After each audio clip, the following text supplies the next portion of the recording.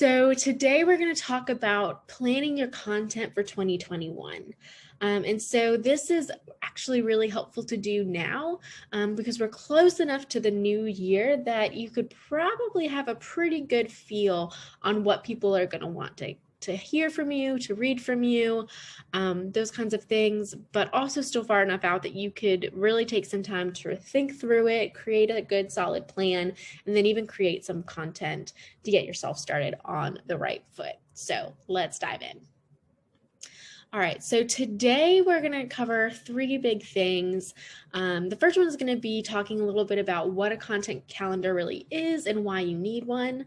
It feels really obvious, but sometimes there's small things that you can include that are just really helpful. The second thing I want to talk about is how you determine what to create. So whether it's picking, a blog or a video series or podcast, whatever it is, and then also the topics. How do you pick what to write about? That's what I hear from a lot of clients. They're unsure exactly what to write and when. And then lastly, I want to talk about actually creating your content and just really thinking through, okay, now that I know what I want to publish, how do I actually get there? So those are the three big points I want to cover today. And as always, if you have questions, feel free to drop them in the chat or feel free to reach out to me after the session. I'm happy to talk you through it a little bit more at a later date. All right, so first up, what is a content calendar and why do you need one? So I did a little bit of research and just to kind of see where we're at this year, and it's still pretty heavily supported by marketing officers, chief marketing officers. 78% of CMOs agree that content is the future of marketing, and that conversion rates for custom content is nearly 6 times higher than non-content creators. So if you're creating content and you're being consistent with it, you'll actually experience a much higher rate of conversion than if you were to not create any content at all. And then the content also lets people know you, your brand, your story, and your expertise. So I've touched on this in a few previous sessions, but really what you're doing when you're creating this content is you're giving people a glimpse into what it looks like to work with you. So even if you're explaining something very niche and specific to your organization or to your industry, it's giving people an opportunity to get to know you, even in the way that you write, in the way that you speak about a topic. All these different pieces help people to understand you, and ultimately, all people like to work with people, right? We want to work with real human beings, not robots. And so getting to build that relationship with someone is going to do you a lot of good when it comes to them actually hiring you down the road, especially if you want to charge, reasonable or high prices. People want to feel like they can trust you. So giving them every opportunity to get to know you and to trust you is key to that, making sure that you convert. So a content calendar defined, it's really simple. It's a list of planned blogs, videos, or podcast episodes, or all three, organized into a timeline. So it really is exactly what it sounds like. It is a calendar of what you plan to create, what your content will be. So the way that I do this a lot of times, and I'll do this in a little more detail in a minute, but I actually look at my content creation as both my blog posts that go out every Monday and then also these webinars every Thursday afternoon. So those are the two types of content that I'm really focused on and that I plan ahead when I create my content calendar. So you might have something similar. You might be writing a blog, you may be doing a podcast, you may be creating a video series, maybe you're doing a little bit of all three, and they all can be the same thing, right? So my videos or my mini sessions are the same topic as the blog post that I publish earlier in the week, right? So your blog, video, and podcast could all be covering the same thing, and you can even create them all at the same time. But that's a different conversation for another day, right? But that's kind of what you want to think through is, okay, what are all these long form, big pieces of content that I'm going to be creating that's going to require a little more time, energy, and effort from me? And that's how you want to approach it. Okay, so how do you create your calendar? So this is an inside look at my calendar. So this is what I do. I decide on the published dates, I pick the topics and frequency, and then I add it to my calendar. It seems super simple, and it is, which is why I know that you can do it. But it does take just a little bit of thought, right? Or a lot of thought. And so this is actually what I updated this morning. And this is a platform I use. It's called Monday.com. I really enjoy it. I use it for all of my project management, all of my team communications, and I even use it with a few of my clients. So it's really nice, super simple and easy. But what I've done, so this is the way that I approach my content, and I'll dive a little deeper into it in the next section as well when we decide what to create. But I think through in quarters, essentially, right? So I'm looking at kind of that first quarter of the year. Okay, I want to focus on web design, email marketing, and social media. Those are the pieces that people really care about and want to know more about.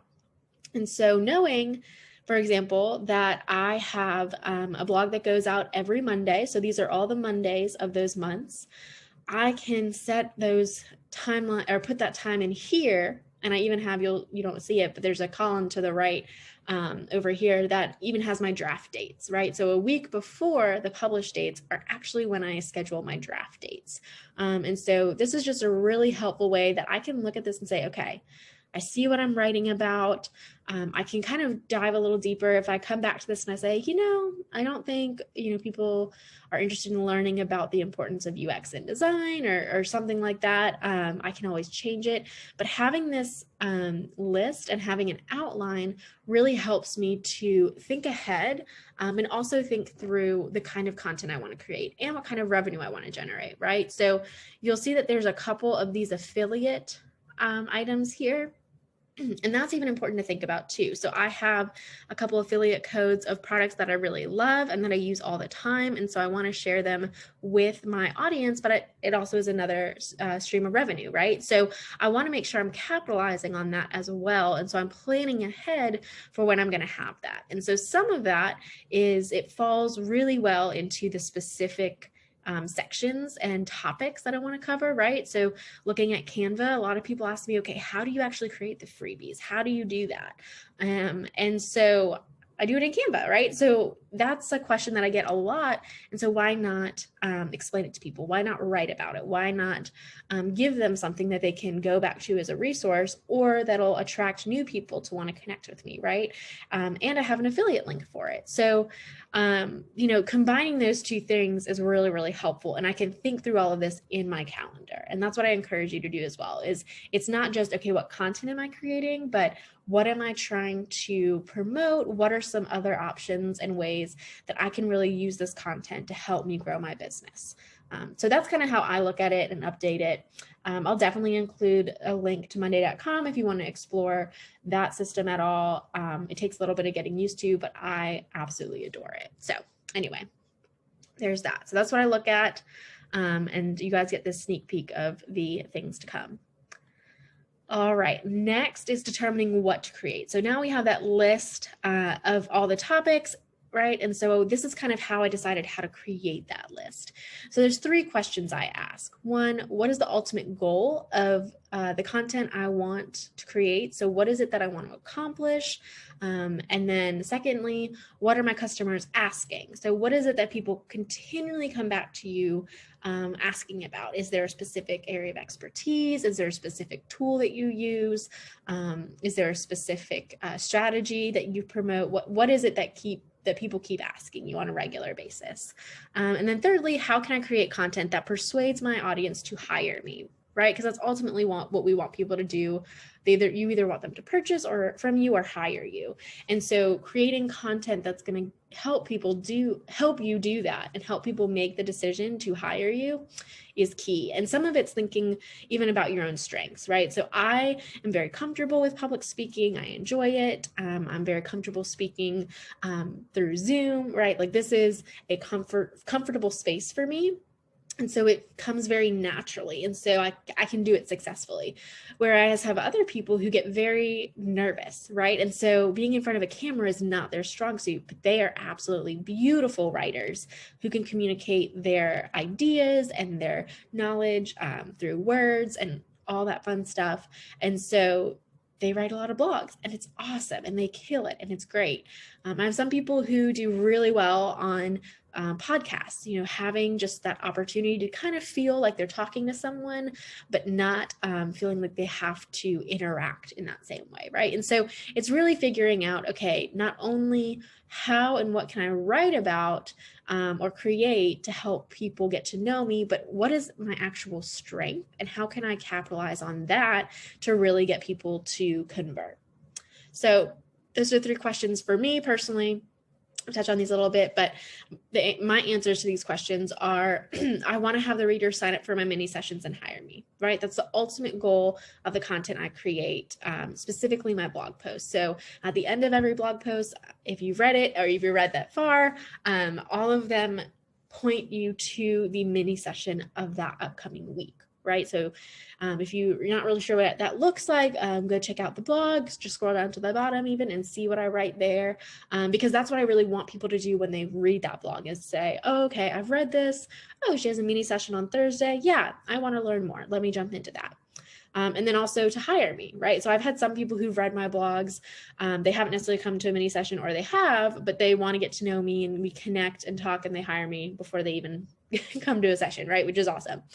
So those are kind of what I'm focusing on. So when I create my content and what I choose to create is ultimately going to want to support those ideas. And so if it's a topic that maybe people don't care about, they're not going to come to the mini session, or if it's a topic or something that people wouldn't necessarily hire me to do, or I'm not, promoting it in some way, I can't take on that work, then I don't want to write about it. So that helps me to understand exactly what I wanted to talk about. The answer to the second question is, what are my customers asking about? They're often asking me about practicals to market themselves online, right? So what tools do I use? How do I think through this strategy? What are the really practical things that I can do to get results? And so that's what a lot of my content, right, is about. So even in this session, we're looking at, okay, here's what you can practically do to start creating your content strategy in your content calendar. And then thirdly, looking at what my strengths are, utilizing the blog, a newsletter, webinar, social media. It's a good thing that all of those things are my strengths because that's what I do for myself and for others. So you may not have all those. You might say, okay, what content can I create that will really persuade my audience to hire me? And you say, you know what? I'm an awesome writer. I'm going to blog and create a killer newsletter, and that's going to be my jam. Or maybe you're like, I hate writing and I'm no good at it, but I can speak really well and I can communicate really well via Zoom or over the phone. I'm going to focus on trying to get people to sign up to, meet me electronically face-to-face, call them something like that. So think about what really works for you. So those are just some of my answers to help give you an idea. And then this is something I always kind of remind myself and often have to remind some of my clients too, is we can make plans all day long, but if we don't execute them, they're worthless, right? So you could create an incredible content calendar, but if you're not going to actually execute on it, then you just wasted your time. And so that's where this next piece, comes in. And this is really important, is how to create your content. So this is exactly how I do it. I reverse engineer the process to create it, right? So I think through everything from, okay, if I'm going to publish it, when do I want to publish it? Okay, if it's going to be ready to be published, what are all the steps that I need to do to get there? Well, I need to have it edited. I need to actually write it. Before that, I need to do some research, typically, make sure that I have all of the correct ideas and thoughts, and that I'm up to date on the latest things in the field or about the topic I'm looking at, and even just find some solid evidence, right? Things to link to say, okay, 78% of CMOs, are promoting that content strategy and marketing is going to be marketing of the future. Okay, well, I need to have evidence, right? That's not just something I pulled out of the air. That's something that I researched and looked up, and it's a statistic that I can link back to. So even thinking about that kind of stuff for you. So asking yourself, okay, how much time will I spend researching this?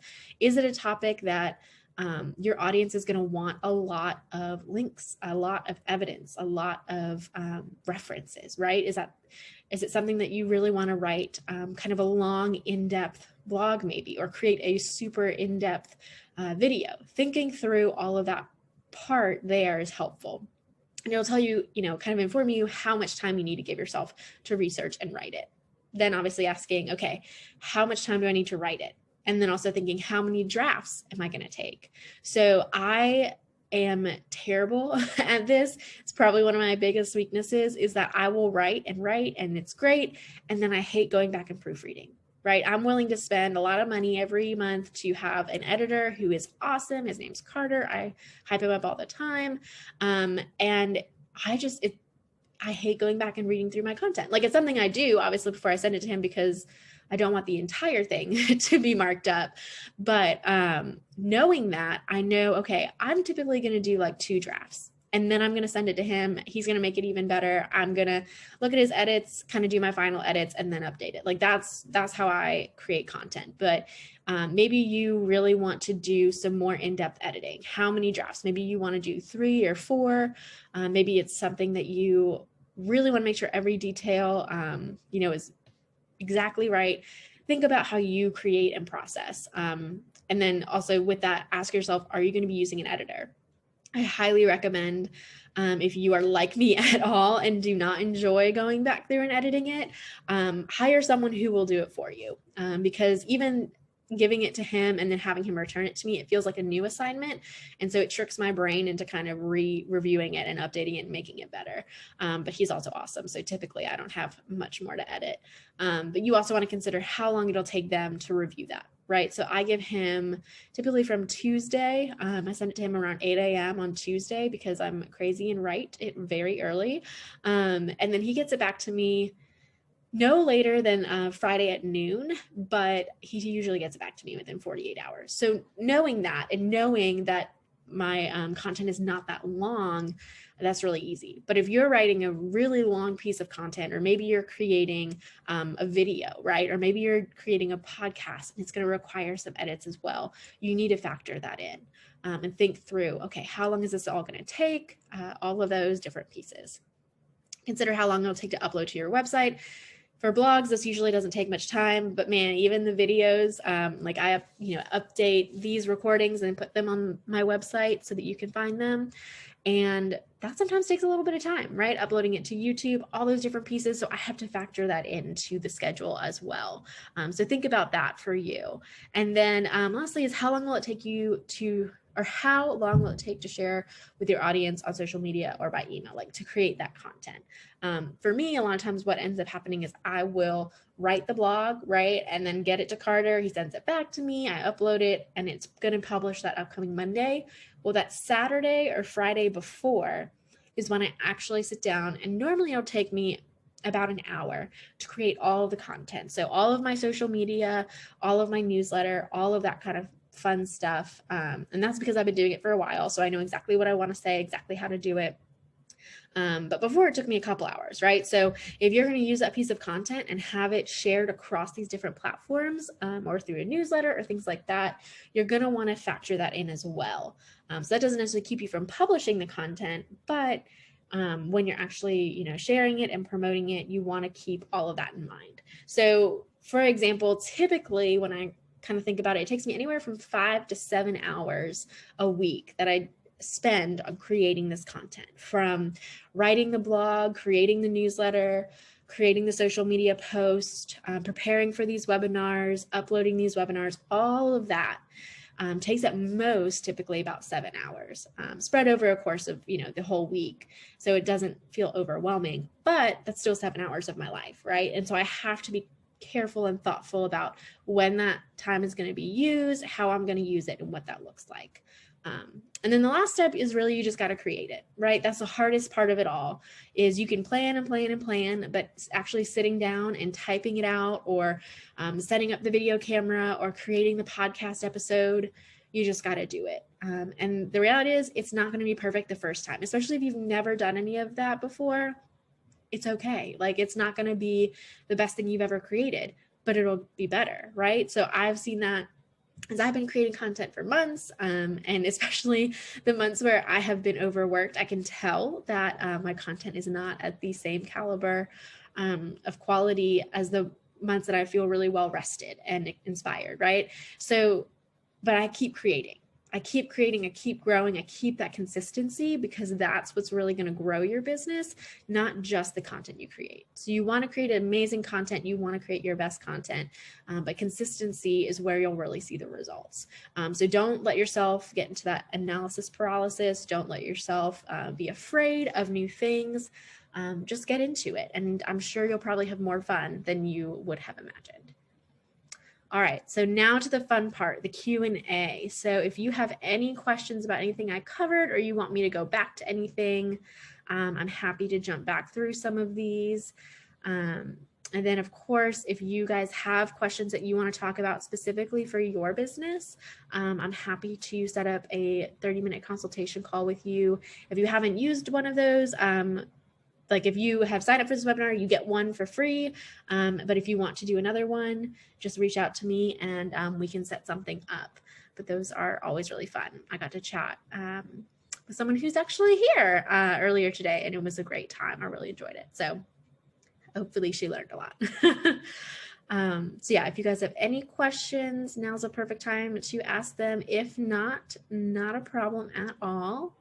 You can always email me. So feel free to drop it in the chat or that Q&A box, and I'm happy to cover them. But while we wait to see if anyone has any questions, let's talk a little bit about what's coming up next. So as always, you'll get the follow-up email with this recording. And if you want to watch any of the previous recordings from this year, you can go to my website. I'll also include the link in the email. So if you go to my website, westfalldigitalstrategies.com, and to the resources tab under digital marketing mini sessions, you scroll to the bottom, a full library of every single session I've ever done. So you can review them and check them out, see what you think. This is the last mini session of 2020. It is crazy to be saying that, and it feels super soon, but the next couple Thursdays of the month are going to be holidays. So I thought, we'd all enjoy kind of a little bit of a vacation. So next week we are off. I will be unavailable, but if you have something you want to talk about, please feel free to reach out. I will still send out some of the older recordings though, so you'll still probably get a couple emails from me if you'd like, and then you can just check it out. And then sign up for the 2021 session. So I am going to be continuing these mini sessions in the new year. I've gotten a lot of great feedback, which is super fun and exciting and very humbling for me. It's just lovely that you guys find so much value. So I thought, why not keep going, right? So I know there's a link here. This presentation will be in the email, so you can either click it right here, or you can just go to the website and use that link to sign up as well. If you are already signed up, you're going to be signed up for getting the recordings for next year. So if you want to attend live, make sure that you sign up at this link, this new link for the 2021. So you'll still get the recordings no matter what. But if you want to be able to attend live, make sure you sign back up. Just wanting to expand the opportunity there a little bit. All right, well, it looks like we don't have any questions. So that either means I did a great job, or who knows? So thank you guys so much for spending your time with me this afternoon. I hope you have a wonderful, wonderful rest of the week and a wonderful weekend. If you need anything, please feel free to reach out. Thanks so much. Bye-bye.